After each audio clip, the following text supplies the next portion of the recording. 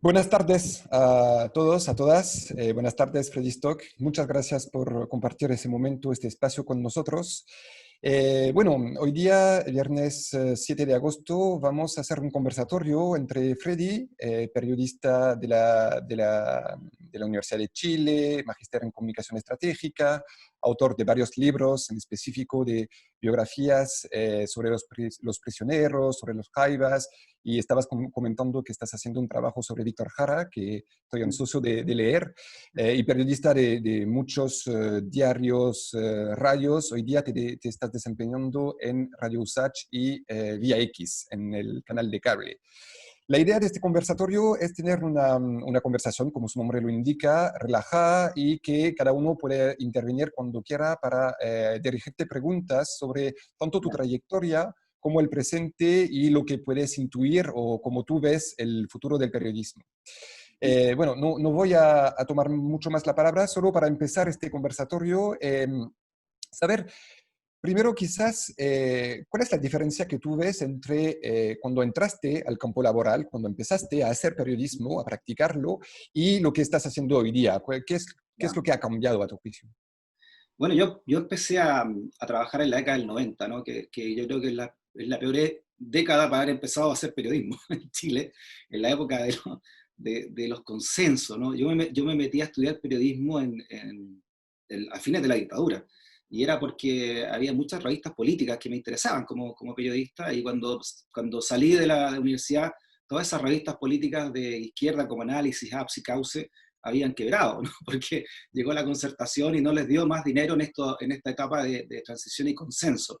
Te cuento que en esa época, por ejemplo, había varios medios donde yo trabajé que no se podía decir dictadura militar. Estaba prohibido, ni siquiera como régimen militar, había que decir gobierno militar. ¿No? Y no te estoy hablando necesariamente de derecha, ¿no? Entonces había como una situación en general, y yo, no sé, veinteañero, de que todo estaba muy, muy prohibido y que vivíamos a punto de estallar, ¿no? Era una sensación completa, además de divorcio, entre la ciudadanía y la élite. La llamada doctrina Benninger, o de los acuerdos, caló muy fuerte y caló sobre todo en la gente que tomó el poder a través del sistema binominal. Por lo tanto, el periodismo comenzó a tener una etapa muy, muy triste, ¿no? De servir básicamente a los grandes conglomerados y de pavimentar de alguna manera esta nueva realidad, ¿no? Que terminaría con el oasis que pensó Sebastián Piñera 30 años después, ¿no? Creo que en ese sentido hubo, y no habiendo internet también, y muriéndose y dejando morir a varios medios que lucharon por la llegada a la democracia, el periodismo cayó en una etapa de edad media importante, ¿no? Y con la concertación en el poder muy, muy amiga de los grandes grupos económicos y de los dos grandes conglomerados que roncaban en ese tiempo, que eran el Mercurio y Copesa, donde que se llevaban prácticamente la totalidad casi, ¿no? Del avisaje estatal para mantener ese statu quo, ¿no? Fue el gran imperio del statu quo y en la noche larga del periodismo en general, yo creo.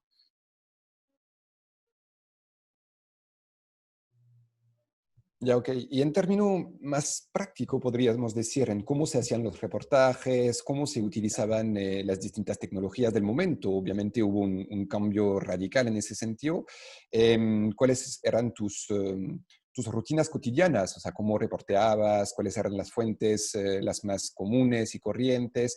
¿Ves una diferencia grande con lo que estás haciendo ahora? Mira, bueno, yo soy de una generación aquí en Chile que estuvo en dos patas. Yo alcancé a escribir con máquina.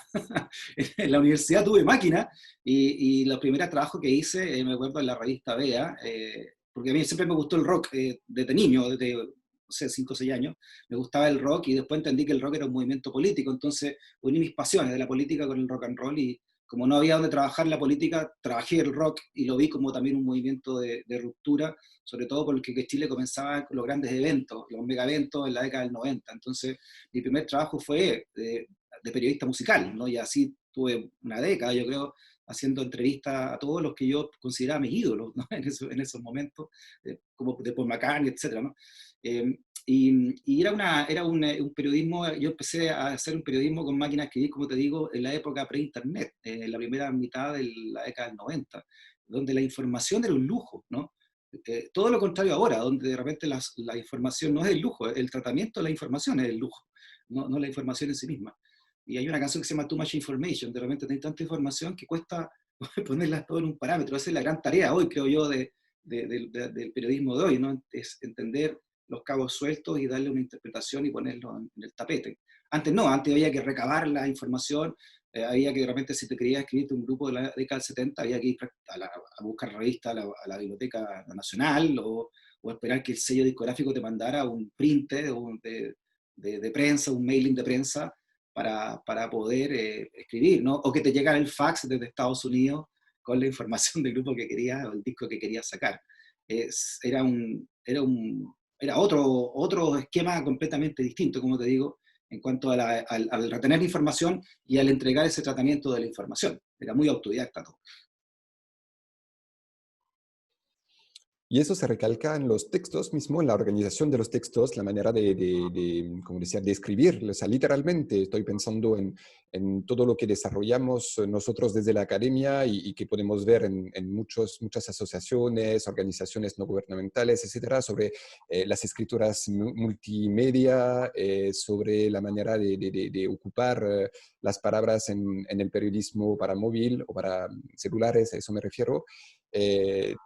¿A ti te ha impactado? O sea, ¿tú sientes que tu manera de escribir ha evolucionado o finalmente uno está siempre entre esos distintos géneros y se adapta, se hibrida, podríamos decir? Sí, mira, yo creo que hay una generación cuando yo estudié, que era muy amante de lo que se llamaba el nuevo periodismo, ¿no? Ujú. Toda la escuela del nuevo periodismo no sé, pues en Latinoamérica tuvo a García Márquez como uno de sus grandes exponentes, ¿no? Que también empezó haciendo periodismo, y entonces el relato era muy importante, ¿no? Como no había tanta información, de repente con un pequeño trozo tú tenías que armar una nota entera. Yo trabajaba en la revista Bea, que había que hacer 2 páginas o 3 páginas de algo, entonces había mucho relato, había y la Universidad de Chile también se le daba mucha importancia al relato, al periodismo escrito, por sobre el televisivo, que se lo dejábamos a la Católica, ¿no? Eran las dos únicas universidades que la USACH todavía no impartía la carrera de periodismo, eran las únicas dos universidades que habían tradicionales, si tú quieres, acá en Santiago. Y entonces como que le dejamos a la Católica la tele y nosotros nos dedicamos al periodismo de verdad. Eso es lo que se decía en términos así medio chauvinistas dentro de la escuela, ¿no? Entonces éramos muy dados a escribir, ¿no? A mí me gustaba mucho escribir y me gustaba esa como momento de intimidad que te da la escritura, de tu realidad con lo que tú quieres expresar, ¿no? Eso siempre me siguió, y por eso creo yo que hice los libros finalmente en mi carrera, porque eran un gran momento para estar con uno mismo y con lo que uno creía, sentía y quería expresar, ¿no? Y con el tiempo, yo creo que también con la llegada de Internet, fui entendiendo que al periodismo más en 360 grados, que fue la primera denominación que yo escuché cuando llegó Internet sobre la segunda mitad de los 90, ya a principios del 2000, era trabajar en 360 grados, en plataforma. ¿Qué es lo que era eso? En el fondo, pensar que las notas ya no eran solamente audio, solamente tele, o sea, no solamente radio, televisión y prensa escrita, ¿no? Sino que podían ser las tres cosas a la vez. Y eso, en ese trasvasije, creo que para mí fue un súper desafío de pasar del periodismo escrito, porque yo me formé como periodista escrito, pasé por todos los diarios antes de hacerlo, a la televisión, a entender el concepto de la televisión, y luego a la radio, ¿no? Que para mí es el medio más mágico que existe en cuanto a conexión, a conectividad emocional, ¿no? La radio lejos, ¿no? Y en cuanto a un nivel de intelectualidad, si tú quieres, en el entendido de la intelectualidad como la expresión de algo más interno, creo que el periodismo escrito es el que sigue siendo imbatible, ¿no? Pero mi desafío personal ha sido tratar de entender todas las formas posibles y las que aún siguen siendo posibles, por ejemplo, esta misma conversación que estamos teniendo, como parte de nuestro rol de ser profesionales de las comunicaciones, ¿no? En toda la esencia que eso significa. Ya. La profesora Rivera pregunta en el chat cuál es la viabilidad y la efectividad de ese tipo de periodismo hoy día. Hola, Carla. En la viabilidad del periodismo en 360 grados, eh, Sí, me que- imagino.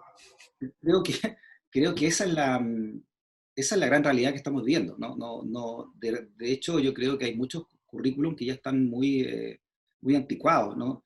Y no solamente en la hora de enseñar periodismo, sino que a la hora de enseñar todo. Seguimos pegados con un profesor y un pizarrón, y yo creo que esta pandemia nos está dando una gran oportunidad de repensar la manera en cómo vamos a poder hacer, enseñar, ¿no?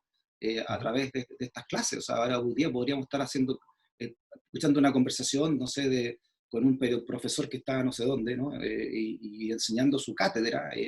Y eso no era posible en la manera análoga en que seguimos enseñando. Y además es muy importante, hoy día yo hago un programa en Vía X que se llama Stock Disponible, ¿no? Y tengo varias secciones dentro, como con Mirko Macari, no sé, o con Mauricio Daza, abogado, con Pamela Giles también, que tiene una sección dentro del programa, que se ve mucho más y tiene mucho más repercusiones cuando la subimos a redes sociales, que quizás cuando la damos en directo, que es a las 12 de la noche de un canal de cable, ¿no? Y eso Vía X lo ha entendido muy bien y sabe que ahí está el futuro, ¿no? La gente de Estados Unidos que está dejando el cable año a año es un fenómeno ya, ¿no? Son miles y miles de personas que se desabonan del cable porque entienden que el futuro está básicamente en tener un buen internet y de ahí entenderlo todo, ¿no? Y nuestro desafío, creo yo, como periodista, es ver cómo hacemos para que la información se maneje también en esos circuitos que están completamente democratizado, ¿no? Por gente que no sabe la diferencia entre opinar e informar, cree que todo es igual. Y hay una tremenda diferencia, puede ser la vida o la muerte de alguien, ¿no? La vida o la muerte de alguien en términos de imagen o en términos totales, si se entrega mal una información sobre algo o alguien, ¿no? ¿Cómo lo puede perjudicar? Es lo que hablábamos, ¿no? Que el periodismo trinchera hizo en la década de los 60-70 en Chile, pero ahora en Twitter, que te pueden inventar algo, ¿no? Y te pueden destruir con eso.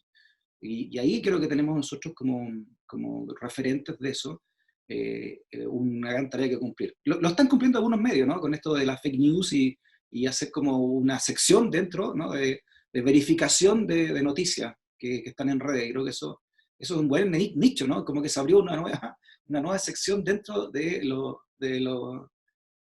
portales de periodismo que hay, ¿no? De las secciones de periodismo.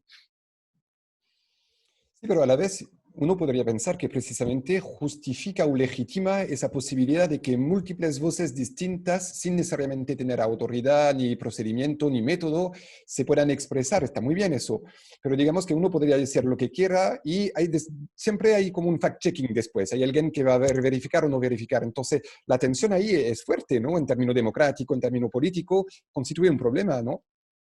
Sí, claro, claro. Pero bueno, ahí está también la ética, ¿no? Y qué enseñanza recibamos como profesionales de la comunicación. Pero hay una gran entrevista que da Humberto Eco a propósito de Internet. Poco antes de morir, Humberto Eco le hace una entrevista en La Stampa de Italia, y él dice que hay que tener cuidado con Internet, ¿no? Porque Internet lo que hizo fue que le dio poder de comunicación al estúpido, decían esas palabras Humberto Eco, ¿no? Porque antes decía la opinión estaba circunscrita a una elite o a uno que estaban realmente listos para opinar. Bueno, siempre fue muy polémico Humberto Eco, pero en el fondo lo que quería decir era tengan cuidado también, ¿no? con las famosas como escaladas de rebaño, ¿no? Cuando se suben todo un carro de una opinión y finalmente termina algo como medio fuente ovejuna, ¿no?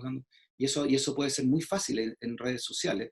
El imperio de lo políticamente correcto, por ejemplo, puede ser también presa fácil de una canalización de redes sociales, o cómo se aglutinan de repente bots, o cómo se aglutinan eh, intereses detrás para sacar a un presidente, ¿no? Como ocurrió en Estados Unidos o como ocurrió con el Brexit en Inglaterra. O sea, creo que nosotros tenemos que también desde la universidad, desde la preparación de los mismos alumnos, ¿no? Pero también pensando en la ciudadanía, entender todos estos conceptos y que la ciudadanía también los comprenda a la hora de leer Internet, como lee cualquier diario, ¿no? La línea editorial de cualquier diario. Saber que si lee el Mercurio está leyendo tal cosa, o que si lee, no sé, otro medio, ¿no? El Mostrador está leyendo otra cosa, ¿no? Y verificar los pensamientos de cada uno en su legítimo derecho de línea editorial que tiene cada medio.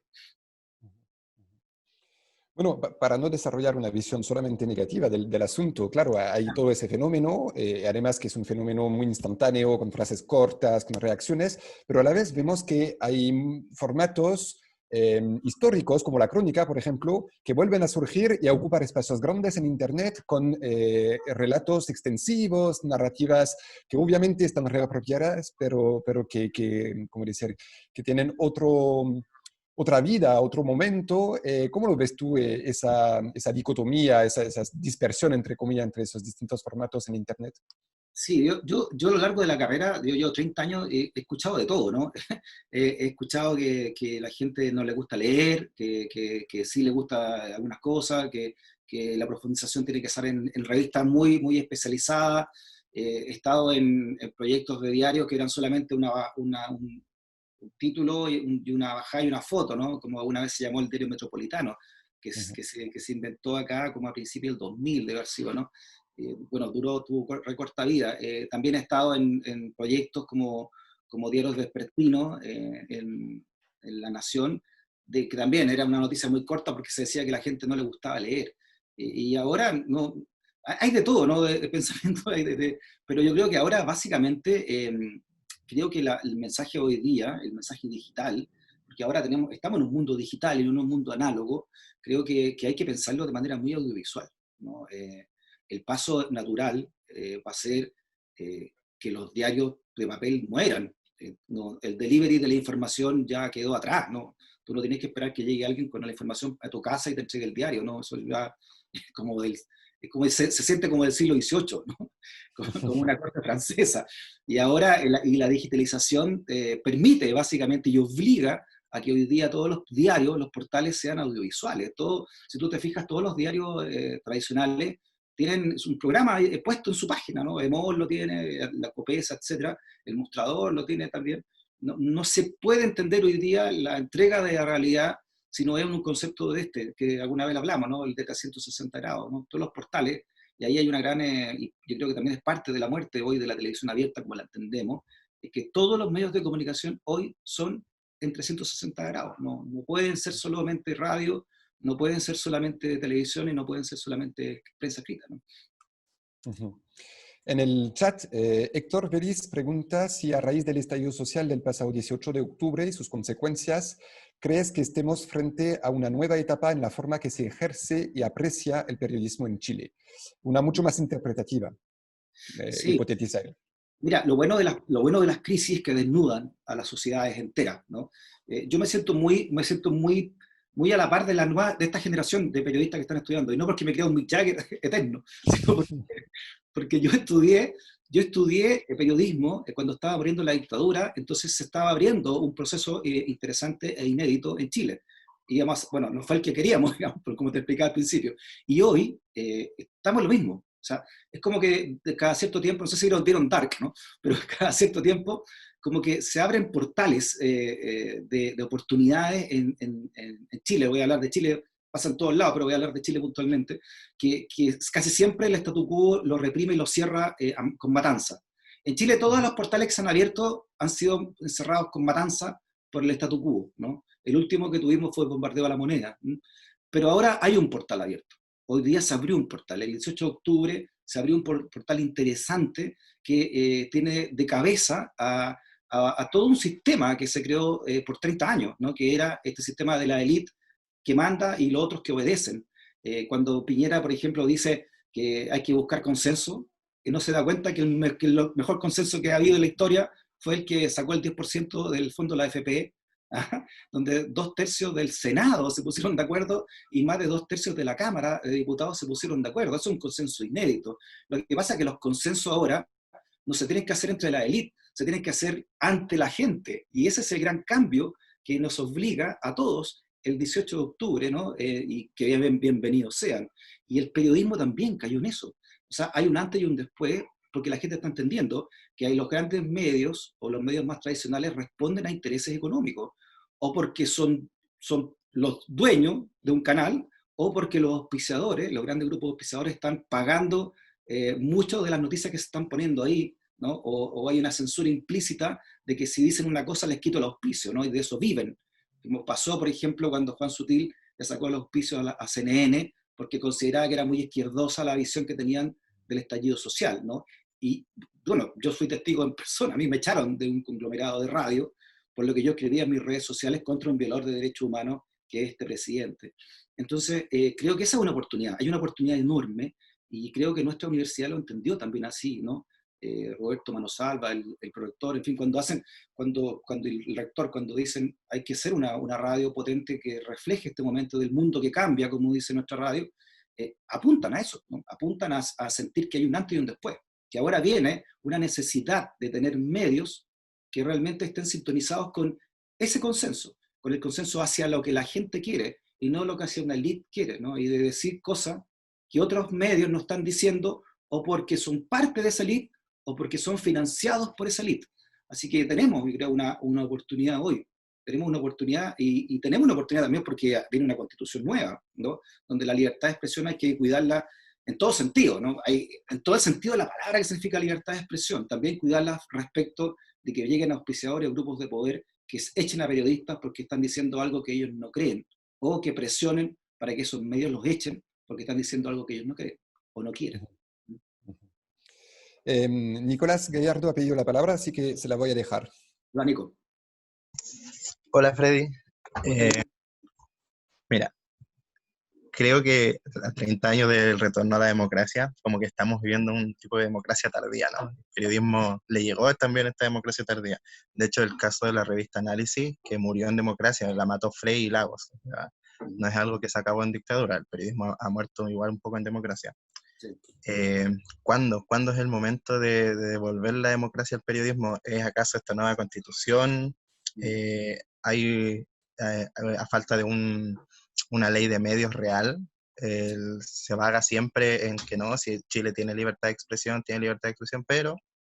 pero hay concentración de medios, entonces esta libertad de expresión está asumida a lo que quieran oír cuatro personas, cuatro grupos. Entonces, ¿cuál es el momento de que le llegue la democracia al periodismo? ¿Es acaso esta nueva constitución? Mira, Nico, yo creo que hay muchas cosas que dejamos ser, ¿no? Hay una canción de Pink Floyd que se llama Comfortable Numb, que significa confortablemente aturdido. Es la canción que marca todo el quiebre en el disco de Wall, ¿no? Que es de la alienación y cómo la sociedad te va convirtiendo en un ladrillo, en una muralla, ¿no? Y la sociedad, en general, el statu quo, te convierte en un ser confortablemente aturdido. Y así estuvo Chile durante mucho tiempo, y el periodismo también dentro de eso. Me acuerdo que yo mi memoria la hice con otros dos compañeros de curso sobre la muerte del Fortín Mapocho. Y fui a entrevistar a Eugenio Tironi, que en ese momento trabajaba en el segundo piso de La Moneda, el sociólogo, ¿no? Y su teoría era de que la mejor política que había de comunicaciones era la no existencia de la política de comunicaciones, ¿no? Y eso se basó básicamente en la muerte de ciertos medios o dejarlos morir, básicamente, o no apoyarlos, al menos con la ayuda del Estado, y apoyar a otros y mantener así entonces este largo peso de la noche. Pero estamos, yo creo, en un proceso de tener que cambiar. Esto tú que dices de la concentración de los medios es una problemática de muchos países, pero que por lo menos se la están planteando, ¿no? Hay una discusión grande. En Francia ha habido, en Inglaterra también tienen un gran problema con la concentración de medios y están dando esa batalla. Aquí ni siquiera la hemos dado. Fíjate que a mí me echaron de un conglomerado español que tiene 11 radios. O sea, ¿cómo se dejó, ¿no? Que un conglomerado extranjero tuviera 11 radios? Porque eso, imagínate, se ponen de acuerdo y hay una concentración tremenda. Esa para cobrar precios de avisaje, por ejemplo, ¿no? O para dar una línea informativa, o si te echan a alguien, lo echan de 11 radios, no de una. Se juntan tres conglomerados y te quedaste sin trabajo. Hay mucho que batallar. Y te repito, se abrió un portal. Hay una nueva constitución, va a haber una nueva constitución, tenemos que hacerla y ahí hay que poner un eje central en el concepto de libertad de expresión que tiene mucho que ver con lo que tú dices, en la concentración de los medios y en la propiedad de los medios. ¿Quiénes son realmente los que pueden o no pueden ser propietarios de un medio? Y si puede tener hoy día, era como antes antes la ISAPRE se les dejaba tener todo, se les dejaba tener toda una integración horizontal. Tenían la ISAPRE, tenían la farmacia, tenían el hospital, tenían todo, hacían el negocio completo. Y hoy día tú podés tener radios, televisión, diario, y nadie dice nada, ¿no? Puede ser dueño puede integrar todos los mecanismos de que quiera de comunicación y no hay ninguna ley que te lo impida en este dejar hacer finalmente, en esta voracidad del mercado que se convirtió todo, no solamente la información, también la educación y también la salud. Recuerda que tenemos un presidente que dijo que para él la educación era un bien de consumo, o sea, imagínate lo que puede ser la información, cuando la información, y lo decía Foucault, es la piedra angular del poder, ¿no? Y lo sigue siendo, aún más, hoy más todavía. Nicolás.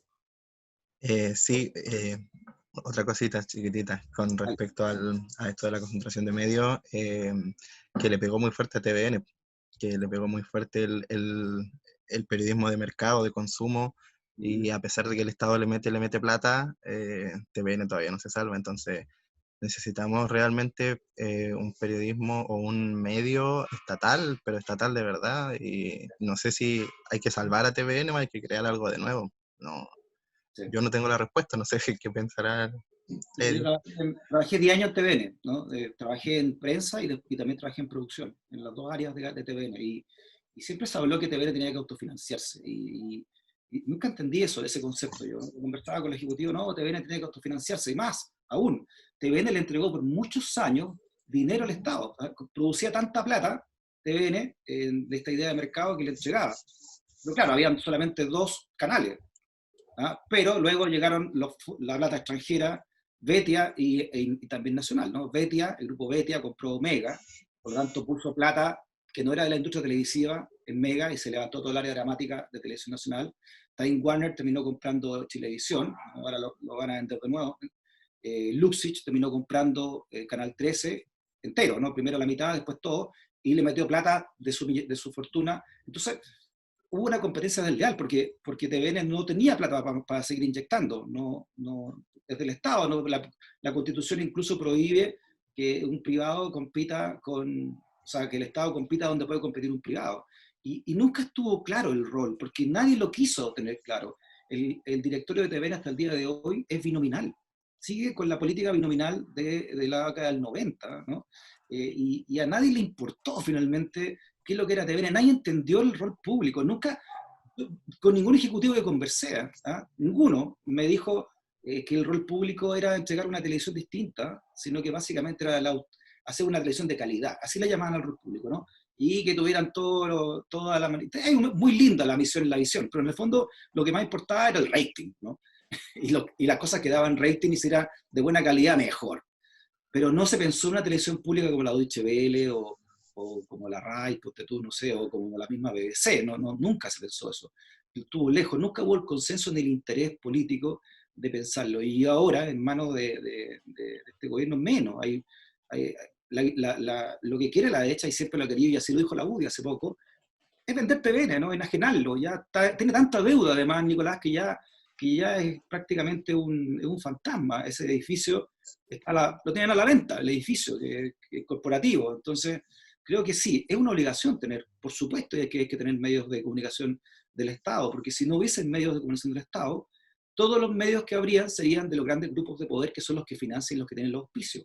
Ese es el peligro de medios de comunicación solo con auspicios, porque ya sabemos a quién preferentemente corresponden los auspicios, de dónde vienen y cuáles son sus pensamientos, ¿no? de esos grandes grupos de poder. Entonces, hay un deber del Estado, tiene un deber el Estado de tener medios de comunicación. Las universidades tienen deber de tener medios de comunicación, porque tienen que dar una visión distinta sobre la realidad que estamos construyendo también. Eso es hacer universidad. La universalidad del pensamiento tiene que estar expresada necesariamente en estos medios de comunicación del Estado. Carla Rivera tenía una pregunta y después el profesor René Jara. Hola, Carla. Ahora sí, hola. Oye, mira, yo tengo 2 preguntas. Una que tiene que ver un poco con lo que te preguntó también Nicolás y que tiene que ver, pero desde una autocrítica. Creo que es bien fácil también pararse, ¿no es cierto?, desde análisis más macro, ¿no es cierto?, desde una relación asimétrica de poder y no hacer una autocrítica, ¿no es cierto?, del periodismo, porque también este traspaso, en función de distintos analistas que estudian el tema, de la prensa, no tan solo en el formato papel o en los formatos más clásicos y tradicionales, sino también en estos nuevos formatos que están apareciendo digitales, Ujú. no son capaces de capturar a las audiencias, a los lectores, a los consumidores. O sea, a Ujú. diferencia de las redes sociales. Ahí hay una diferencia que no es menor y que Sí, tiene que ver con esta desconexión, ¿no es sí, cierto?, del mundo periodístico con la sociedad, ¿ya? sí, Esa sería, y que no pasa por un formato. O sea, el que cambiemos un formato digital no va a asegurar que tú tengas o captures esa audiencia. sí, sí. Eso por una parte. Y por otra parte, en función, ¿no es cierto?, de este imaginario, que no es, o sea, de este discurso más instalado, más consensuado, ¿no es cierto?, que tiene que ver con este tema de los grandes conglomerados, de las grandes transnacionales, ¿no es cierto?, donde uno dice, bueno, no se ha pensado realmente las comunicaciones. El problema es que a lo largo de la historia, yo soy historiadora de las comunicaciones, sí se ha pensado, y se pensó bastante. El problema es que no ha calado en la opinión pública, y que no se ha vuelto tema público, es decir, tema político, ya como para llegar a más allá, con ningún sector político.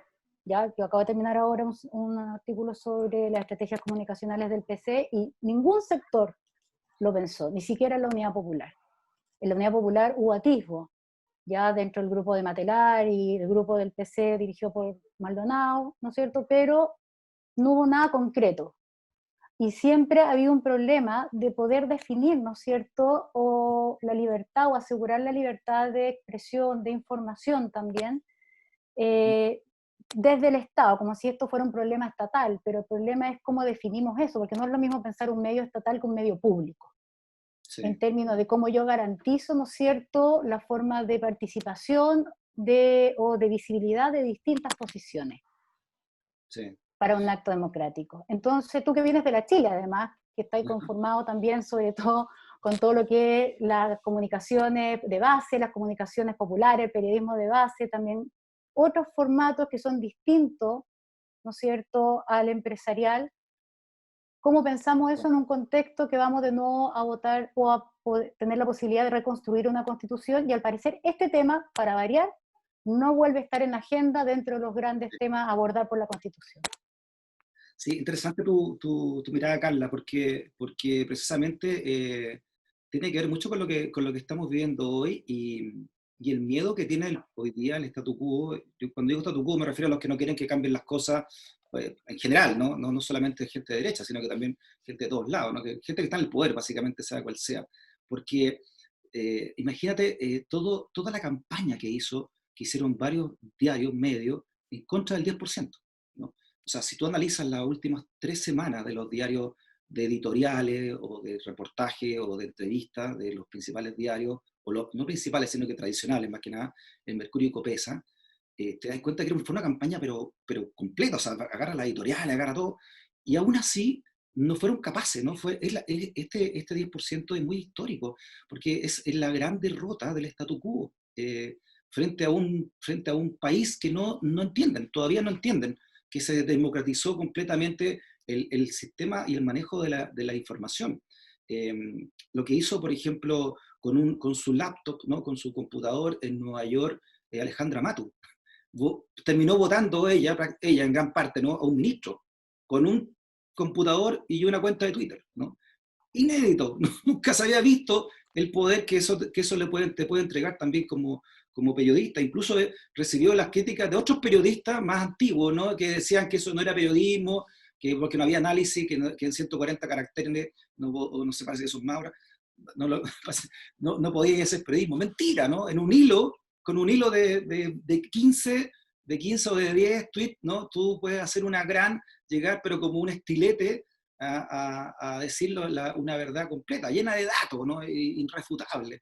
Entonces estamos frente a una apertura de muchas cosas y lo que te encuentro mucha razón es que el concepto público tiene mala prensa. Como que, sí, y yo lo viví también en TVN. Cuando uno decía, oye, hagamos algo como, esta weá, así, lo mínimo que te decían era, este es pajero, así como que nadie le va a interesar, y decían, no, que la gente, una frase muy marcada de un viejo productor de televisión, me dice, mira, siempre piensa que el público que está escuchando tiene 12 años, que esa es la edad de la masa. 12 años, ese es el concepto que yo escuché en TVN. No voy a decir quién, pero lo escuché muchas veces yo siendo editor y director de contenidos también en una oportunidad de TVN. Entonces, como que hay que repensar también el concepto en general de lo que tiene que ser nuestra necesidad y nuestra responsabilidad de canal público, de medio público, que siempre es como que se soslayó la entretención, por ejemplo, ¿no? Siempre quedó más en la educación e información, y la entretención como que se dejó de lado, como que eso se le dejó a lo privado, no es así, ¿no? Tenemos que pensar también en cómo llegar a, y cómo hacer algo, cómo ser también seductores dentro del tratamiento y el manejo de la información, sin duda. Y no porque esté en la radio, no esté en la USACH, digamos, pero creo que hemos tenido con el equipo que había antes y el equipo que se formó ahora un lindo experimento de radio en ese sentido. ¿Ah? Y los números así también lo están demostrando. Y detractores siempre va a haber. Con todo cambio tiene detractores, todo cambio tiene ruido, pero de los cuales también hay que aprender, por supuesto. Pero creo que estamos en una situación re interesante y donde pueden haber y se están potenciando hartos medios que necesitan también ayuda de todos nosotros como contribuyentes, ¿no? Interferencia, o CIPER, que tienen este crowdfunding que tú podés poner 3.000 pesos mensuales y ayudar a tener un periodismo. Y eso también hay que enseñarlo, que finalmente tener un periodismo libre o el mayor cantidad de periodismo posible es la única manera de tener una democracia sana también y estable, ¿no? No me imagino una democracia estable si no existieran medios de progresistas y solo existieran medios de derecha porque no hay medios estatales o porque los auspiciadores grandes no quieren financiar diarios que están en contra del statu quo que los favorece a ellos, ¿no? Así que estamos, yo creo, en una gran posibilidad de repensar muchas cosas y muchos conceptos, como por ejemplo ese, ¿no? Libertad de expresión, concentración de medios o consenso, la palabra consenso también, creo que también hay que redefinirla en varios conceptos, en varios términos también.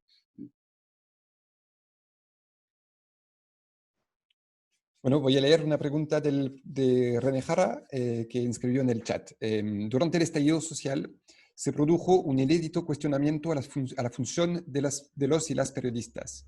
Se increpaba a los y las periodistas en las calles acusándolos de un sesgo en sus coberturas. También hubo muchas críticas contra errores graves, con Santa María en el Tele13, el caso de La Tercera. ¿Cuán críticos somos los periodistas de sus propias prácticas, a tu juicio? Hola René. Mira, eso fue muy interesante, ¿no? Como la gente ya al menos al mes, o cuando ya se iba profundizando un mal estallido social hacia fines de octubre, noviembre, entendió también que lo que estaba entregando la televisión abierta, básicamente, que es la televisión más masiva que no existe y que llega a una generación importante todavía de chilenos y chilenas, estaba cumpliendo un rol contra el estallido social, ¿no? Y se entendió así. Y todos los estallidos desnudan realidades y terminan las caretas, ¿no? Cuando ya se ponen a defender y sienten miedo, ¿no? De cosas que pueden estar perdiendo, ya no hay tiempo para ponerse careta, hay que seguir derechamente. Y se desnudó Canal 13, se desnudó en gran parte Mega también, TVN también, porque está ahora en manos, ¿no? del gobierno, básicamente, en su esencia, ¿no? En prensa al menos. Y también de alguna manera Time Warner a través de Chilevisión, no CNN, pero sí a través de Chilevisión. Entonces, que la gente haya reaccionado así porque está entendiendo, creo yo, es un gran paso ciudadano entender que ciertos medios no están cumpliendo esos roles y exigírselos ahí. Y aquí no sé si será culpa de periodistas, porque echaron a varios periodistas de varios programas, no solamente y de varios medios. Hubo una persecución ahí solapada en varios medios contra periodistas que querían defender una línea más pluralista para entender este fenómeno social, estallido social. Y así fue, ¿no? Esa persecución existió. Aquí el punto y el dedo hay que ponerlo en los propietarios de esos medios.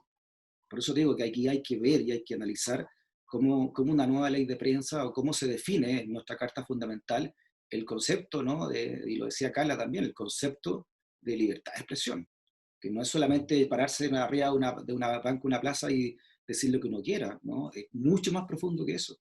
O escribir un tuit y que nadie te diga nada. No.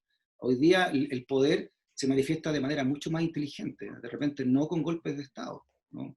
Sino que se manifiesta de otras formas, estrangulando otros tipos de libertades. Es mucho más sofisticado el poder hoy día para hacerse sentir cuando quiere hacerse sentir. Sí, bueno, voy a aprovechar para solicitar preguntas de todas y todos los participantes y quizás para seguir en esto y entrar en la mecánica. Tú lo dijiste muy bien, bueno, un propietario de medio puede despedir a un periodista que no le gusta, que quiere una cobertura más plural. Sin embargo, no podemos tampoco asumir que los propietarios de medios en general, de diario, televisión, lo que sea, estén todo el día vigilando y hay también toda una etapa en el proceso de producción que pasa por editores, una sala de redacción, los mismos periodistas, donde uno no ve necesariamente esas miradas más críticas, más plurales, lo llamas como quieres. Entonces, ¿cómo explicas eso? Y cómo, en tu experiencia, has podido intentar de revertirlo o de, bueno, o sea, a ti te despidieron, entonces me imagino que lo hiciste. Claro, ¿no? Porque finalmente, claro, los dueños no puede que no estén encima, pero sí tienen gente de su total confianza a cargo. Ujú. No es casualidad, no es casualidad ¿por qué Luxich, por ejemplo, o por qué el Grupo Betia, ¿no? El Grupo Betia, el dueño de Falabella, es tan interesado en tener televisión abierta hoy día? Si es pura pérdida, ¿no? Y ¿por qué? ¿Por qué un empresario querría perder dinero? ¿Ah? Va en contra, y porque quiere, ¿no? ¿Por qué se mete en este negocio? Por lo que entrega, obvio, ¿no? Por el poder que entrega un medio de comunicación y sigue entregando, sobre todo en la televisión abierta, que es lo más masivo que existe aún, ¿no? En esos términos, los términos más analógicos. Por lo tanto, claro, puede que el dueño tal no esté todo el día metido ahí, o puede que sí, no sabemos, pero tiene gente de su confianza. O sea, el que está a cargo de Canal 13 es el hijo del dueño, Ujú. que está a cargo de Canal 13, y bajo él está a cargo de todo el área o un gran personaje dentro del contenido es Cristian Bofill, que no es casualidad que esté él tampoco, ¿no? Ahí. Entonces, y a cargo de todos los conglomerados y todo lo que piensan los medios, y cuando tú echas a un periodista de un medio, igual es coercitivo, ¿no? Cuando dicen, ya, echemos a este gallo por lo que escribió en redes sociales, igual queda la sensación adentro que a cualquiera lo puede pasar lo mismo, ¿no? Hay una coerción importante. Te digo, el poder hoy día es más sutil, no es tan burdo como antes, o puede llegar a serlo también, pero también deja una estela ahí más sutil de amedrentamiento. ¿Mm? Ujú. Eh, siempre los dueños van a estar por eso están perdiendo plata, ¿no? Y por eso están invirtiendo, porque Ujú. están muy, pero muy, muy, muy, muy conscientes del poder que entrega ese medio de comunicación. Ujú. Bueno, a la vez es interesante porque dices que el poder no es tan burdo, es más sutil, pero lo que acabas de mencionar me recuerda muy bien las páginas de Foucault, donde muestra cómo el ejemplo público de colgar a alguien en plaza pública permite precisamente disciplinar a los otros. Y en este caso lo que estás describiendo es eso, disciplinar la sala de redacción a mostrar un ejemplo de despido, digamos. Y para seguir en este tema, ¿cómo Eso es igual, describirías? eso es igual que cuando los conquistadores cortaban las cabezas de los conquistados, ¿no? Y las tiraban las cabezas adentro las tiraban de vuelta, ¿no? Eso, claro, es un amedrentamiento, finalmente. Esto es lo que les puede pasar. Ujú, Ojo, que ujú. esto les va a pasar a ustedes también. Su cabeza puede ser una de estas, ¿no? Ujú, ujú. No, sí, total. Y, no, y para seguir en este hilo, digamos, ¿cómo describirías tú y caracterizarías este poder que tendrían los propietarios de los medios de comunicación? ¿En qué consiste? ¿Cómo funciona a tu juicio? Porque desde la academia se discute precisamente el poder, si es directo sobre la opinión de cada uno de los ciudadanos, una opinión pública como artefacto. Sí, ¿cómo funcionaría a tu juicio? Sí. Bueno, siguiendo con Foucault, ¿no? Que fue quizás el que más analizó el poder desde los medios. Foucault decía que no habían cosas correctas o incorrectas, no le gustaba ese término, no le gustaba decir que habían cosas normales y anormales, ¿verdad? Y lo que determinaba qué es lo que era normal y anormal era el poder, ¿no? Y el poder a través de los medios. Entonces, finalmente era la lucha de lo normal con la normalidad. Por eso cuando Piñera decía hay que volver a la normalidad en el estallido, decía, bueno, pero no, pues, ¿cuál normalidad? ¿No? ¿La que tú quieres o la que la gente quiere? ¿Cuál es la normalidad que va a ganar? Y en esa lucha de poder, los medios de comunicación tienen el principal cañón, ¿no? En esta batalla. Y lo van a seguir teniendo. Así que creo que ahí, en eso consiste, básicamente, creo, Antoine, la lucha que viene ahora, de aquí en adelante, y que es definir qué es lo que es normal y anormal, y los medios lo hacen, pues, con lo que se llama puntuación de la realidad, ¿no? O encuadre de la realidad, cómo están encuadrando, que es parte también y eje maestro de su línea editorial. Las líneas editoriales finalmente apuntan a cómo va ese medio, va a encuadrar su realidad, cómo va a ser la construcción, desde qué punto de ángulo de la realidad a través del lenguaje y a través de la noticia y el tratamiento de las noticias que están haciendo. Y aquí vuelvo a repetir el gran fracaso que significó para Copesa y el Mercurio, básicamente, el 10%, ¿no?, de la AFP. Cuando hicieron toda una campaña de encuadre de la realidad, ¿no? Toda una campaña de miedo, de terror, para que la normalidad de ellos fuera que no había que sacar ese 10%. Y a la gente le importó nada, incluso a muchos parlamentarios de derecha, atropellados por la calle, tuvieron que votar quizás mucho en contra de lo que ellos mismos pensaban, ¿no?, o creían, como lo dijeron varios parlamentarios, sino los que sabían que si no iban a hacer, su escaño podía no ser vuelto a poner ahí por la gente, ¿no?, que estaba exigiendo ese 10%, ¿no? Así que creo que eso es básicamente cómo se manifiesta. Sigue habiendo la línea editorial de cada medio, pero ahora creo mucho más democratizada. Es muy interesante lo que estamos viviendo, y es muy interesante cómo aprovechamos, ¿no?, ese portal que se abre, y cómo también, ojo, cómo se va a reagrupar el statu quo para cerrar ese portal. Yo escuchaba a Mario Desbordes esta semana, que hizo su aparición primera, debut como ministro de Defensa en el Senado, y diciendo y defendiendo la idea de que los militares se defendieran con las armas si se sentían atacados, ¿no? Y eso es muy peligroso, porque imagínate, si los carabineros, que son profesionales de esto, no lo hacen, no lo pueden hacer, no saben hacerlo o no quieren hacerlo, y hay 5 informes de derechos humanos en contra. Imagínate un conscripto de 20 años que profesionalmente está determinado a matar a un invasor externo del país. O sea, imagínatelo si lo mandan a la Araucanía y él determina a este muchacho o este grupo de muchachos que lo están atacando y que tienen que dispararle a una muchedumbre.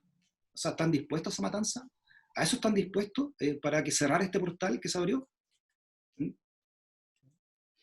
Bueno, lo interesante es que estás planteando todo esto desde el conflicto, en conflicto en movimiento, cómo se agrupan fuerzas, se rearticulan, se oponen.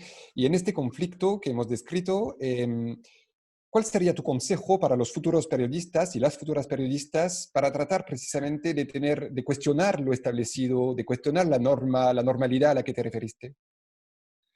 Primero, pensar que no van a tener una profesión donde se van a hacer millonarios. Si realmente quieren seguir el periodismo, ¿no? Pueden seguir otras carreras, o sea, otras variables. Yo me acuerdo cuando yo estudiaba periodismo, o trabajaba en un canal o trabajaba en un diario, ¿no? No había mucho que hacer, ¿no? Hoy día el periodismo, la comunicación es todo, y es una carrera muy interesante. Yo creo que hoy día estudiar periodismo es muy interesante.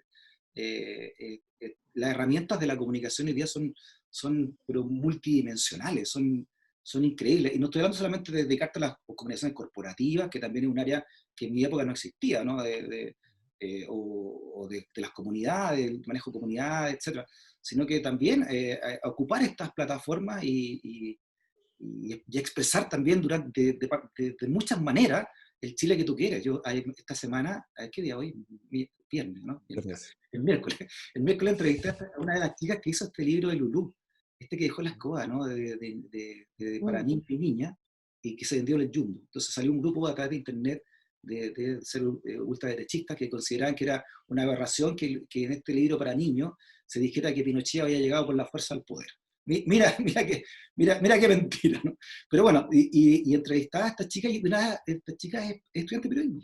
Entonces, imagínate lo que logró, digamos, con unos libros para niños, proponiéndoselo o no proponiéndoselo, porque ella lo que quería hacer era educación cívica para los niños. O sea, se le abrió a ella una idea desde las comunicaciones notable, ¿no? Ella con otra compañera que no sé qué está estudiando la otra, pero no era periodismo, pero mira, imagínate cómo se junta, ¿no? Y logran meter un libro de conceptos para niños enseñar la educación cívica y el respeto a los derechos humanos.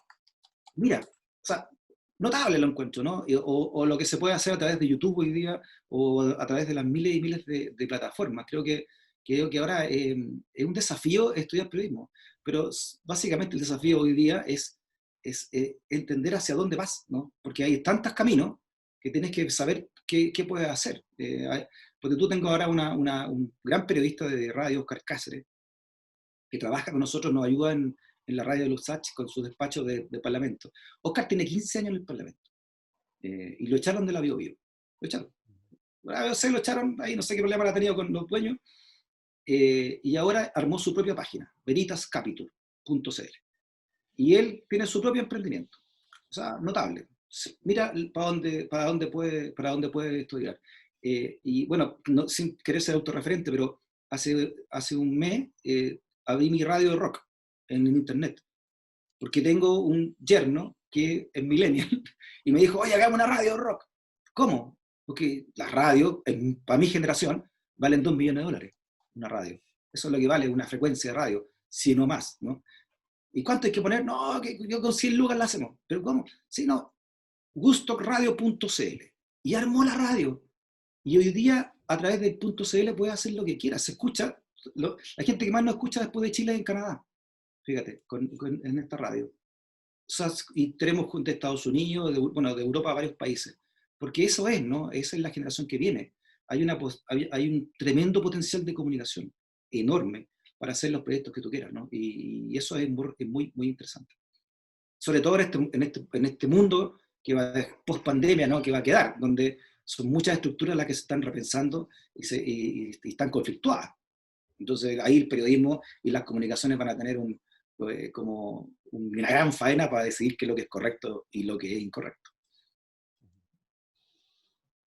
Preguntas, no sé. Bueno, yo voy a seguir porque tengo miles. Te escucho hablar de periodismo. Hoy día no sería un mito eso del periodismo, no estaríamos frente a varios periodismos distintos, y no estoy hablando de formato, no estoy hablando de periodismo televisivo, radiofónico o prensa, estoy hablando de maneras de concebir ese oficio. Claro. Bueno, de hecho la palabra, ¿no? Periodismo, de periódico. Claro, es como la pelea, es como, es como si cuando se habla de Chile, si es una pura nacionalidad o son varias nacionalidades, ¿no? Es como lo mismo. Si tendríamos que tener una pura nación con varias naciones dentro, o si tenemos que tener un estado plurinacional, ¿no? Con respeto a las muchas naciones que hay. Yo quiero, en eso hay que ser más conservador, y quiero entender que el periodismo es uno solo, ¿no? Que el concepto, digamos, ¿no? ¿Por qué? ¿Por qué digo esto? Porque así es más fácil entender que hay una ética detrás, ¿no? Que la ética es una sola, porque cuando comenzamos a relativizar la ética, creo que es el máximo peligro que podemos caer como comunicadores, porque si hay varios periodismos, diríamos, bueno, entonces hay varias éticas para cada uno de esos periodismos, ¿no? Yo creo que el manejo de la información en sí tiene que tener solamente un sentido de ética. Por eso que defiendo la idea de que haya un periodismo con muchas que expresar, con muchas vertientes, muchos caminos de expresión para vencer esas improbabilidades del humano, ¿no? de que el mensaje realmente llegue, ¿no? Que se entienda y que se acepte. De eso, o sea, muchas. Pero como concepto ético me gustaría por eso quedarme con una sola frase, ¿no? Que el periodismo es uno solo. Bueno, y entonces la pregunta siguiente es, ¿cuál es la ética? ¿En qué consiste esta ética periodística, a tu juicio?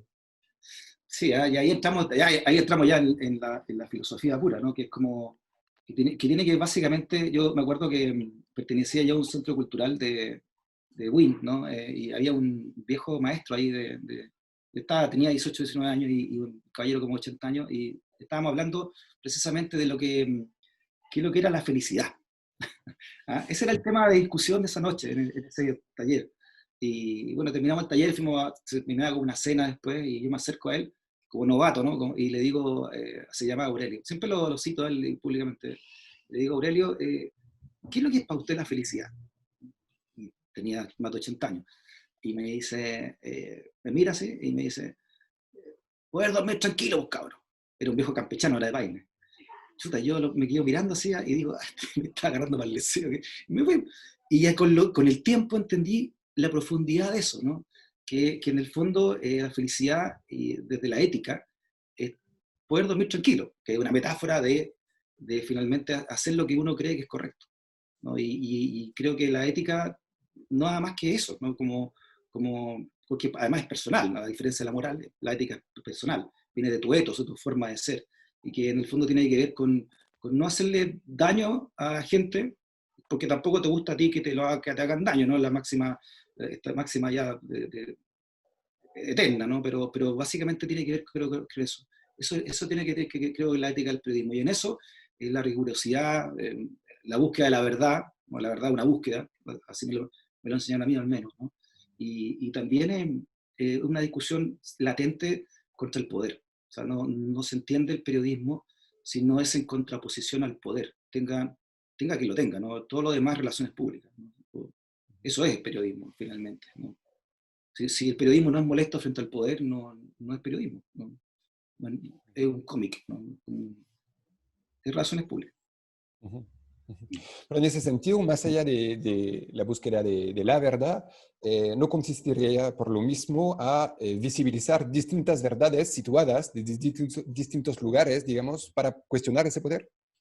Claro, lo que pasa es que ahí entramos en el concepto de la objetividad, ¿no? Si realmente existe, no existe si la objetividad realmente existe, ¿no? O un invento de los diarios para vender más diarios. Ujú, Porque finalmente la realidad, si nos ponemos existencialistas, hay tantas realidades como seres humanos hay, ¿no? Y los hechos existen en la medida en que hay un ser humano que los determina como tal y lo racionaliza como tal, ¿no? En esa manera las cosas existen, ¿no? Están en el mundo como dice Heidegger, ¿no? Y yo, no, yo creo que en términos concretos, ¿no? Hay una verdad, sin duda. Pueden haber muchas formas de expresarla, pero creo que siempre hay una verdad y una mentira frente a algo, ¿no? Frente a un hecho o a un hecho. Pueden haber interpretaciones, pero la verdad es una sola, y eso es el pilar fundamental de la justicia también, y que es lo que también persigue el periodismo a través de la verdad. ujú. De acuerdo. Bueno, lo reitero, las y los que quieren preguntar, tomar la palabra, bienvenidos, bienvenidas. Yo mientras sigo entreteniéndome, em, Faltaron periodistas. una de las, claro, una de las tendencias actuales, según lo que se testimonia y según lo que se puede leer, es ocupar datos muy precisos sobre las audiencias y adaptar el contenido, el producto mediático a estas audiencias. ¿Te ha tocado a ti en las distintas canales, periódicos o radio donde trabajaste, tener que trabajar a partir de estos datos y cómo se ocupa, cómo se hace finalmente ese proceso? Sí, es re interesante eso, ¿ah? Porque es una lucha eterna, Antoine. O sea, cuando tú estás en la tele, por ejemplo, o en un medio de comunicación, siempre está la dualidad de decir, ¿qué es lo que es el medio de comunicación? ¿Es un pizarrón que enseña o es un espejo que refleja? ¿No? Y ahí está la dualidad siempre, ¿no? ¿Qué es lo que quieres? ¿Qué quieres? ¿Quieres lo que la gente quiere saber o le quieres proponer algo a la gente que debe saber? ¿Ah? Y ahí creo que en ese freno y acelerador, ¿no? Se maneja, creo, la entrega de un medio de información. Pero el problema, y el problema de hoy, y volviendo a lo masivo, es que, y te hablo de la televisión de nuevo porque el medio que yo conozco y el más masivo aún, es que cayó en un peligro tremendo, que otros países incluso, y ahí volvemos a la ley de libertad de expresión, lo han eliminado como el people meter. Eh, Tú sabes que en la televisión, y metámonos en los noticiarios, que es lo que nos compete como periodistas, los noticiarios se hacen con people meter. El people meter es el minuto a minuto, ¿no? Que cada minuto, con un minuto de desfase, vas viendo qué audiencia tiene tu noticia o qué audiencia vas teniendo con una noticia. Y eso es perverso, porque finalmente tú estás haciendo un noticiario de lo que la masa quiere saber. Entonces el noticiario como tal, que es también entregar lo que tú quieres proponerle a la masa, se termina. Y terminas con noticiarios que tienen, las 15 primeras notas son policiales, ¿no? Y la nota política del momento, o la que determina realmente la institucionalidad del país, dura 2 minutos y está afuera, y si no, se cae porque marca poco rating. Creo que nosotros deberíamos aspirar a que al menos en los noticiarios no hubiese people meter, fuera prohibido, porque ahí los medios de comunicación, porque hay otra cosa que no se ha entendido o no se ha querido profundizar. Los medios de comunicación, como la televisión y la radio, son de todos nosotros, son de todos los chilenos y chilenas, porque el espectro es de todos nosotros, es estatal. El Estado le confiere los espectros a la televisión y la radio para que funcionen. Por lo tanto, el Estado debería exigirle como dueños a esas personas que tienen el espectro, porque comprar los derechos para administrarlo, ciertos límites a que coarten la libertad de expresión. Por ejemplo, a esto, ¿no? El deber cívico de hacer noticiarios que no dependan del auspicio del momento o del people meter, porque ahí hay un rol social que no hemos nosotros defendido como ciudadanos. O sea, los noticiarios no pueden estar a la pinta de que el auspiciador te presione porque no quiere que vaya esa nota, o no puede estar a la pinta de la masa, ¿no? De que la masa te está obligando a dar una noticia y dejaste otras noticias que son igual de importantes, son de educación cívica, son engranajes fundamentales para la institucionalidad, que los dejan afuera porque son, entre comillas, poco atractivas, ¿no? Y eso tampoco lo hemos discutido como sociedad, ¿no? ¿De quiénes son realmente los medios de comunicación? ¿Y cuál es perdón, se llaman medios de comunicación social, ¿no? Es como cuando hablaban de la economía social de mercado, que social no tenía nada, ¿no? En esto, los medios de comunicación social, bueno, ¿cuál es lo social? Definamos lo social de ese medio de comunicación. ¿Qué es lo que es? Sí, una pregunta profunda e importante. Montserrat está preguntando en el chat, dice, hola Freddy, Hola. ¿crees que las redes sociales son una ventaja o desventaja para el periodismo? Considerando que ahora muchas publicaciones dependen del alcance que tengan en las redes, la cantidad de retweets, me gustas, etc. Sí. Bueno, pasa lo mismo, esto con el people meter, ¿no? Que de repente los medios se financian con los clics, ¿no? Y terminan haciendo este tipo de... Y ahí hay un peligro, sin duda. Sin duda que hay un peligro, porque se puede transformar lo mismo que se transformó la televisión abierta y que terminó siendo una huesera, ¿no? De muchas cosas la televisión abierta. Hay un peligro ahí, pero también creo que el consumidor de noticias en Internet debiera también racionalizar. Creo yo que se va a poder hacer eso, pero todo esto viene también con educación cívica, ¿no? Tampoco podemos ponernos a coartar de lo que realmente es bueno o malo, pero yo quiero entender que hay un peligro, sin duda, pero también hay una gran oportunidad, ¿no? Como toda herramienta, ¿no? Toda herramienta en sí es un peligro o es una oportunidad de construcción de algo, depende de cómo se use. También nosotros tenemos que pensar en eso y de repente también ser voceros de eso, ¿no? A través de los medios que estemos haciendo. Carla, ¿tienes otra pregunta, parece? Sí. Oye, en relación a lo que estabas hablando, Freddy, justamente con esto de hablar de la comunicación social, lo que es interesante porque ahora ni siquiera el ICI, ¿no es cierto?, es comunicación social, que sí lo era en los tiempos que tú estudiaste. Ya no se llama escuela periodística. Y que además tiene que ver con esta idea de que es un principio de un derecho humano. Comunicar, expresar, informarse es un derecho humano al cual nosotros escribimos, ¿no es cierto?, desde el 48 en adelante y nunca lo hemos visto así. Sí. Entonces, a mí me llama lo que me dijiste me hace mucho eco, principalmente porque se me vino a la cabeza inmediatamente la época. Y porque la época, un diario, ¿no es cierto?, que está pensado para la transición, para ser la contraparte del Mercurio, de largo alcance, desplegándose, ¿no es cierto?, de esta prensa oposición dictadura, muere, siendo un diario que partió siendo la copia del País, ¿no es cierto?, y de la República de Italia, terriblemente intelectual. Y todo el mundo dice, es que no llegaba la gente, no había auspiciadores, no había nada. Y siempre nos quedamos, ¿no es cierto?, en el análisis de la audiencia, quién consume y de los auspiciadores, de este vínculo que hay. Y yo quiero llevarte a otra parte y decirte, bueno, yo sostengo que este es un problema más estructural y que tiene que ver que no había gente que pudiera entender ni recepcionar a la época. Por lo tanto, yo creo que es un problema cultural, que tú bien lo has dicho, un problema de educación cívica, o sea, un problema de formación, de quién es la sociedad chilena. O sea, por qué la sociedad chilena consume ciertas cosas, quiere ciertos discursos, quiere ciertos tipos de noticias y no quiere otras. Sí. Entonces, yo te pregunto desde ahí, tomando en consideración que este es un gran paraguas que pasa por la educación, desde los sistemas primarios, una pila de factores también de reconocer quiénes somos también culturalmente, la diversidad que tenemos, pero en ese contexto, ¿qué elemento no debería faltar hoy día en la formación del periodista para justamente poder llegar a ese punto que tú dices de entender la comunicación como una comunicación social, como un principio que además tiene que formar, informar, educar, ¿no es cierto?, y dirigir una sociedad hacia un bien común o un sentido de una idea de democracia, aunque podemos discutir también qué entendemos. Sí, yo alcancé a trabajar en la época, en sus últimos momentos, cuando estaba aterrado. Me acuerdo una vez que llegaba la época y estaba clausurado no nos dejaban subir al ascensor porque no estaban pagados los gastos comunes, cosas así.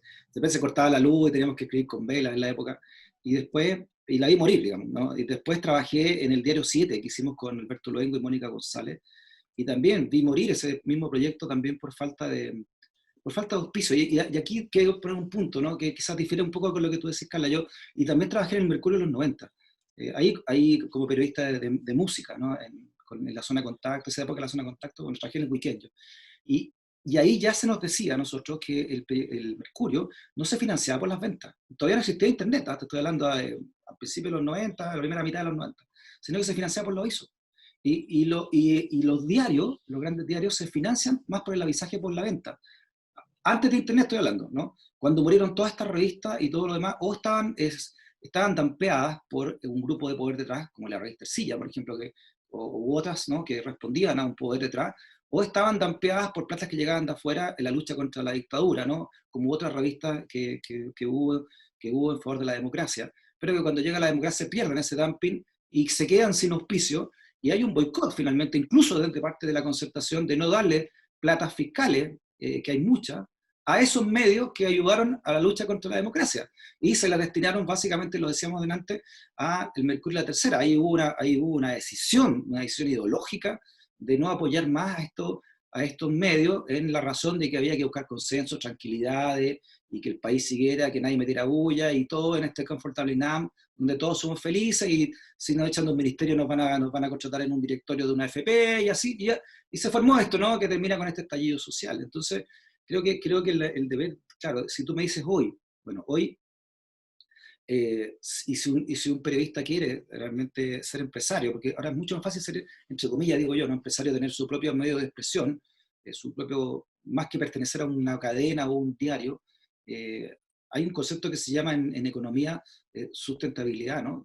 Sostenibilidad, perdón, que es cómo se sostiene ese proyecto, y ahí entramos nuevamente a los auspicios o cómo tú logras que realmente esto sea atractivo, ¿no? Y cómo sea atractivo, y ahí depende de cada uno, ¿sí? Pero generalmente va en la calidad de la información y en la manera en cómo tú entregas esa información, que fue lo que hizo, por ejemplo, a CIPER, uno de los referentes del periodismo de investigación en esta era digital, ¿no? O lo que ha permitido el Mostrador estar 20 años en esto, cuando Internet era prácticamente un grupo pequeño, ¿no? De gente que tenía Internet, una boutique, ¿no? Y ahora imagínate lo que es el Mostrador, con todo lo que han tenido que sufrir, todo lo que han tenido que ir poniendo los dueños que han sucedido para que esto no funcione, ¿no? Pero claro, o tenía un dumping detrás, o hace un producto atractivo, ¿no? Y aquí creo que nosotros, seamos de izquierda, de centro o de derecha, no tenemos que tenerle miedo a la palabra producto, ¿no? Hacer un producto atractivo. Cuando uno hace un medio de comunicación, finalmente es un producto, ¿no? Entregamos algo. Si tú lo quieres poner en una sociedad de consumo, entregamos nuestra manera de ver la realidad. Te proponemos esta manera de ver la realidad. Y es en esa proposición tiene que haber todos los conceptos que uno le enseñan en marketing, ¿no? De diferenciación, de ser atractivo, veraz, y tener lo que más importa en un medio de comunicación, que es la credibilidad, ¿no? Que eso básicamente es la sustentabilidad de todo medio de comunicación. Catalina quería hacer una pregunta. Hola Freddy, ¿cómo estás? Hola, Cata. Quería hacer una pregunta más o menos distinta. Quería pedirte algún consejo o cómo me podía adentrar en el ámbito del periodismo musical que me llama mucho y me gusta mucho en realidad. Y no sabría cómo comenzar o qué consejos me darías. Ya. Pucha, te puedo contar mi experiencia personal, ¿no? Yo siempre digo que si tú querés ser como cristiano o algo, tenés que leer la Biblia, ¿no? Si te gusta la música, tenés que entender los principales, el foco, ¿no? De por qué nace el rock. Yo tengo un curso que hice en la Chile y la Finisterra, que se llama Sociología Política del Rock, que es entender el rock como un movimiento político, ¿no? ¿Por qué surge el rock? ¿Por qué se convierte en el principal movimiento de cambio de posguerra, ¿no? Y ahí te vas a adentrar primero en el concepto, antes de entrar a los grupos, en el concepto primigenio de lo que significó esta música y por qué fue tan importante en los cambios sociales. ¿Por qué el blues? ¿No? ¿Por qué el racismo? por qué los movimientos feministas nacen en el 60, o sea, nace mucho antes, pero fuertemente, digamos, masivamente en la década del 60, o los movimientos de liberación homosexual, de igualdades sexuales, de todo tipo de igualdades, de movimiento ecológico, en fin, ¿no? Por qué surge la voz de Bob Dylan? ¿Qué, la importancia que tuvo Bob Dylan? Yo creo que yo siempre te aconsejaría enamorarte con la historia y después enamorarte, de acuerdo a tus gustos musicales, con los mejores intérpretes de esa historia, ¿no? Que son las bandas o los cantantes, ¿no? Pero hay historiadores que son clásicos, ¿no? Y ahí el blues en general, Chuck Berry, Elvis Presley como el invento de la industria, porque Chuck Berry era negro, así que no podía ser él el rey, así que inventaron un rey blanco. O Bob Dylan, ¿no? que es el gran iniciador de todo, y de ahí métete con Beatles y con las grandes bandas inglesas y luego en Chile en los 60 es re interesante el movimiento de rock a la chilena, ¿no? Ya que Allende quería hacer el socialismo a la chilena, acá nosotros inventamos el rock a la chilena, que fue la nueva, todo lo que pasó con la nueva ola, ponte tú, que era la música de mis papás, deben ser de tu abuelo, ¿no?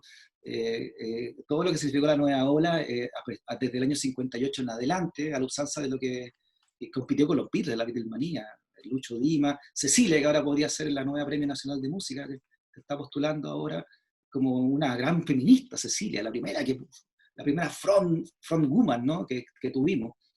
Es re interesante, pero más que consejo, mi experiencia, digamos, me dice que para enamorarte de la música tenés que enamorarte primero de su historia, porque en la historia realmente radica el poder que te seduce de querer estudiar y querer escuchar a bandas determinadas también, de sus letras, pero también de su energía, ¿no? De la música que entrega.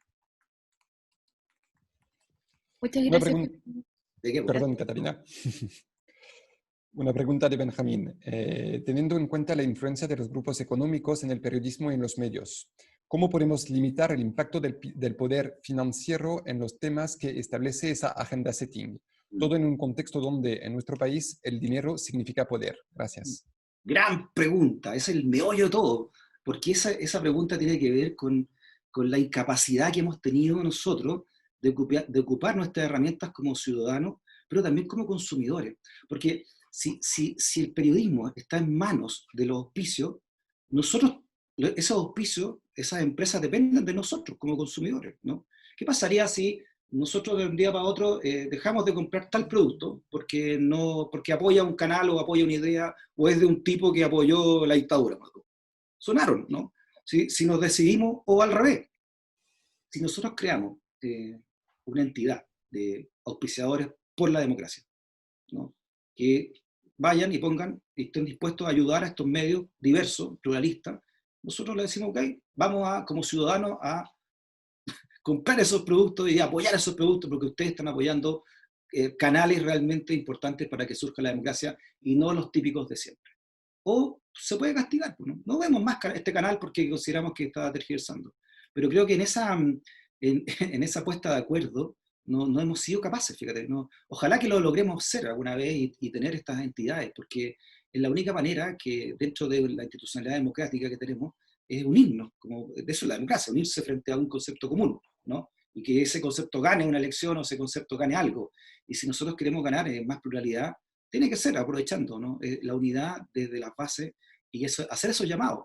Y que se hace mucho, ojo, claro, ahora el CERNAC y todo eso no tienen le sacaron todos los dientes el TC y bien sabemos por qué, digamos. Pero nosotros como consumidores podemos ponernos de acuerdo como consumidores de la información. Yo no tengo miedo a ese término, ¿eh? Yo creo que hay un problema también de la izquierda en general de aborrecer ciertos términos que son parte también del paisaje que estamos viviendo, ¿no? Gramsci diría, hay que combatir todo esto de la cultura desde la manera cultural, y eso, bueno, es parte, ¿no? De apoderarse de la cultura de algo para poder usarlo y combatirlo. Usemos seamos consumidores de información también, ¿no? Y castiguemos a aquellos auspiciadores o beneficiemos a aquellos auspiciadores que están por la libertad de expresión. Gracias. Otra pregunta de Pedro. Leo, hola Freddy. A propósito de investigación musical y de tus trabajos en biografías como la de los prisioneros y los jaivas, ¿cómo es el tratamiento de las fuentes cuando son disímiles o inclusive algunas extintas? ¿Cómo es en el caso de Víctor Jara? ya que probablemente en ese caso debiste haber una reconstrucción investigativa aún mayor porque cuentas con menos fuentes directas. ¿Cómo es, y obviamente se me fue, cómo es esta labor investigativa en el ámbito musical en términos operacionales? Mucha buena pregunta, porque ahora me sirve para ensayar cuando lance, cuando lance el libro. Así, claro, porque es una pregunta muy atingente a la manera en cómo uno aborda la vida de alguien, ¿no? Porque sobre todo de alguien tan luminoso como Víctor Jara, es increíble lo que es Víctor Jara, ¿no? Qué talento, qué genio fue Víctor Jara. Bueno, he escuchado a Víctor Jara del colegio, en cassette, ¿no? Prohibidos por la dictadura, sus canciones, ¿no? Pero cuando leí el libro de Joan, que en ese momento se llamaba El canto truncado, ahora se llama El canto inconcluso en la nueva traducción que hizo, me di cuenta del tremendo personaje que había, y claro, Joan obviamente lo hace, su mirada es muy interna, es muy linda porque era su mujer, ¿no? Pero yo dije, ¿cómo será después, ya de viejo, ¿no? ¿Cómo será la mirada periodística de esto, ¿no? ¿Cómo será mirar a Víctor Jara desde la gente que lo conoció? Porque todavía hay mucha gente viva, ¿no? Que tiene 70 años la gente que conoce a Víctor Jara, que tenía 20 años para el golpe, ¿no? Claro, a 70, tenía 20 años, tiene 70 y tanto. Y fue muy interesante, ¿no? Ir descubriendo a este director de teatro, a este hijo de campesino, su vida, ¿no? Como tortuosa de infancia, con un padre alcohólico, la madre, gran madre, que fue la que la acogió, por eso le dedica la canción Te recuerdo Amanda, a ella y a su hija que se llama Amanda, la importancia del Estado. O sea, sin el Estado no hubiese existido Víctor Jara, porque Víctor Jara estudió gratis en la universidad de Chile en ese momento, gratis, estudió teatro, ¿no? Y vivió en los camarines de la Escuela de Teatro de la Universidad de Chile, y le daba una beca para que se alimentara, o sea, era muy pobre, pero si no hubiese habido Estado y una universidad gratis, como había en ese momento, no hubiese existido Víctor Jara, que ese para muchos es el mejor director de teatro que ha existido, y no porque sea Víctor Jara, sino que porque ahí están sus obras, ¿no? Y así las críticas que lo dicen, de la época, ¿no? Y luego, cómo se convierte en este gran referente, y ahí de nuevo el Estado, la Universidad Técnica del Estado, que lo contrata a ellos y a otros para llevar arte a las poblaciones, a los sindicatos, a las comunas, a la periferia, ¿no? Llevar arte, no solamente música, sino que llevaban marionetas, teatro, títeres, todo, danza, ¿no? La Universidad del Estado a través de su programa de extensión cultural. O sea, la importancia del Estado. Entonces, para mí hacer en la obra de Víctor Jara fue un trabajo casi de recopilación folclórica, ¿no? Como lo hacía Violeta, o mismo Víctor Jara cuando se iban Yo recopilé el folclore que había en torno a Víctor Jara y la gente que lo conoció, y traté de armar un puzzle periodístico desde afuera, de quién es esta persona y entregarlo, ¿no? Con lo que él vivió, lo que sintió, y obviamente en homenaje también a ese gran libro que hizo Joan, ¿no? Sin ese libro, que es como la piedra angular, ¿no? O sea, sin el álbum blanco de los Beatles no hubiesen existido un montón de grupos musicales para adelante. ¿No? Pero sin el libro de Joan tampoco hubiese sido posible conocer muchas cosas que damos por conocidas de la vida de Víctor hoy. Es un gran punto de inicio. Bueno, última ronda de preguntas. ¿Quién quiere tomar la palabra?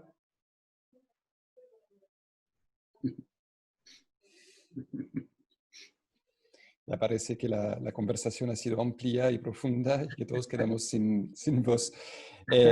No, un millón de gracias, Freddy, por tu tiempo, por también el registro, el tono del testimonio que nos hiciste. Y quizás me voy a dar el placer de la última pregunta, que es un detalle, pero si tuvieras un consejo musical para el fin de semana, ¿cuál sería? Mira, les recomiendo una lista de Spotify que tengo, que subí, búsquela, no sé cómo, quizás va a creer con mi nombre o por vía X, ahí hice una lista de Spotify, y hay unos grupos ahí que tengo que mira, Spotify es muy maravilloso, porque uno pone, cuando tú me metías en Spotify, y es maravilloso, pero es escalofriante. Esto que llaman el algoritmo. Te dice ya, ¿cuáles son tus grupos favoritos? Ya uno pone Beatles, Led Zeppelin, Pink Floyd, los principales, ¿no? Y te empieza a tirar, como que te tasan y te empiezan a tirar cosas, ¿no? Y así he descubierto bandas de hoy, porque no solamente se quedan en bandas de ahora, sino que bandas de hoy. Hay una banda impresionante que tengo en mi lista de Spotify. Capaz que capaz que la pueda ver acá mismo, ¿no? Si te la puedo mostrar, Ya. porque es una tremenda herramienta para descubrir música, por eso tengo Oh, que la busco. Por ejemplo, aquí está, ¿no? Aquí, esta es mi lista. Entonces, ya, por ejemplo, aquí yo ya. pongo a los Blues Pills, ¿no? Que es una banda de ahora, que es como una chica sueca que canta con el guitarrista francés, un guitarrista francés re joven, como de 20 y tantos años, Ya. y dos estadounidenses. Son los que hacen esta banda que es maravillosa, Blues Pills se llama. Y también Maida Vale, por ejemplo, Humble Pie, que es una banda de los 70, la primera banda de Peter Frampton, Humble Pie. Rock exquisito, así, de principios de los 70, hipiento, así, bonito. Bueno, Led Zeppelin, obviamente, con Since I've Been Loving You en vivo, Black Sabbath, War Pigs, la canción favorita de Black Sabbath. Ah, Los Rival Sons, ¿no? Una banda que de los 2000 para adelante, de las buenas bandas. Johnny Cash, con su gran... Hay un disco de homenaje que es a Johnny Cash. Vean la versión de Hurt, maravillosa, ¿no? Un poco antes de morir, Johnny Cash se manda un disco de cover con las canciones que él quería cantar. claro, Y hace claro. versiones, pero preciosas, Johnny Cash. Bueno, en lo Sí. Pescado Rabioso, Está lo más lindo, Personal Jesus en ese disco de también cover la versión de de- Personal Jesus es maravillosa, ¿no? es súper linda, sí. Preciosa. La Ah, voz bueno, así gastada de mm, bueno, en fin, hay bandas también, hay una banda que puse de Cartagena, de acá, hay unos cabros en Cartagena sí. que tienen una banda que se llama La Experiencia del Espíritu Cósmico, y son Pink Floyd, de cartaginés, ¿no? Tienen una canción que se llama Playa Grande, porque en Cartagena hay una playa grande y una playa chica. Ujú. Maravilloso, la tengo en mi lista de Spotify aquí también. Y Los Carreras, por supuesto, entre otras. Gran banda Los Carreras. Ya, un millón de gracias de nuevo. Pero hay mucha música todavía, hay mucha música que descubrir y eso se lo agradezco a Spotify, ¿no? Que nos va abriendo el abanico. No, con todo eso ya tenemos para escuchar todo el fin de semana. Ya, gracias a todos y a todas por su asistencia, presencia, por las preguntas. Gracias a ti de nuevo, Freddy. Y bueno, estamos aquí cuando necesites, cuando quieras, podemos seguir esas Vale. conversaciones. Con mucho Oye, gusto. yo muy agradecido también de pertenecer a la USACH, porque la radio USACH de todo es muy simbólica, ¿no? De la historia de Chile es muy simbólica la radio USACH. Fíjate que fue la primera radio que votaron en el golpe militar, los militares. Los milicos fue la primera radio que silenciaron, fue la radio de la USACH. Así que para mí significa mucho estar en la USACH y pertenecer acá. Para mí es todo es un gran paso dentro de mi carrera. Así que feliz de conversar también con usted. Ya, buenas tardes, buen fin de semana a todos y a Igual a todas. todos. Chao. Adiós. Chao. Chao, chao.